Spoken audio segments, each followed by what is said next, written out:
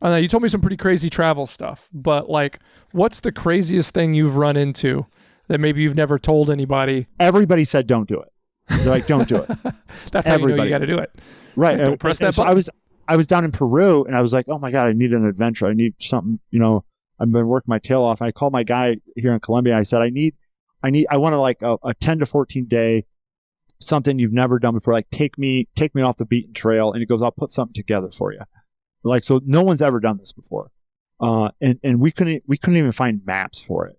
And everyone's like, you're stupid. Like I have people that grew up in Colombia and like, they're like, I've never even gone that far into the Amazon, Zach. And I'm like, okay. I trust myself. I trust my personal instincts. I trust the people I'm going with. And it's funny. I mean, we had to go through this place again. We'd have to recruit people. They're like, you can't get to the next town. I was like, I know there's a way. And people were like, no, we don't go there. And so we recruit, we just sort of ask around town and they're like, yeah, follow me, pay them $25. A little bit of money goes a long ways. And there was this one place we were going through. It was guerrilla territory, not like, it was like the guerrillas, like with guns. Yeah. Like not Red Ryder BB guns. Right. And so, or Nerf guns. Right. And they have these tolls and it's like, it's a road and they put a piece of string up or a chain and they say, pay me my toll. Yeah. You got it. Right? You got it. And so there was, right. Yeah. Make sure I get to the next one too. Tell your friends I'm coming. And so, there was this one point we stopped and the guy that was leading us, he goes, now's the time.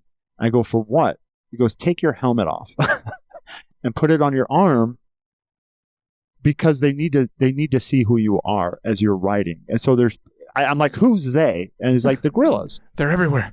They're everywhere. And so we had to ride probably for 20, 30 miles with our helmets off. And so they could see that we're not somebody else. Something. And so, wow. And I was with the guy that was leading the adventure. He was a Coast Guard. And I mean, he had some wild adventures. Like he used to, I don't know what I can't say. So he did some wild stuff.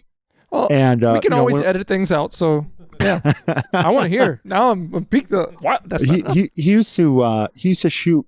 He used to be a sniper for the Coast Guard. Okay, and he one would of our shoot employees, down, his son-in-law. That's what he does. Okay, off the offshores in the U.S. Well, he would sit on a helicopter, yep, and shoot out drug runners' boats. The motors, blow the motors up. Yep, the motors. Yep, right. And the other guy I was with, he was in the State Department, and oh my God, he's like, yeah, I've been waterboarded like 4 times, and this and that, and just like the trainings that these guys have been through. And they were, so I'm like, I'm safe. Like these guys know, they know first aid. They know, anything. It was funny. They said this is the because there's always a training. And they were joking. They said this is the training. This is a tourniquet. Keep it on you at all times. This is how you use it. Everything else we'll take care of. Like if something bites off your arm and you manage to fight it off. Right, or whatever. Cut off the bleeding. Right, and wear it on you at all times. Yeah. And I was like, oh, okay. And so, we went through that area of the Colombian Amazon, and it was, I felt safe. Maybe naively, I don't know. You had to have something in the back of your mind, like at any moment, like I better be ready. I think, I think I don't. It's weird. I don't speak Spanish, right? Okay. I'm learning and so. I don't know what these guys are saying. Yeah. Maybe so that like, I'm like, cool, man, I'm following you. Here's some okay. But there's always in the back of my mind, I'm like, I went on this journey for this reason. Right. And so I know there's a little bit of risk there, maybe a whole lot of risk, depending on how you look at it and how you analyze risk. But at the same time, it's like, that's what I went for.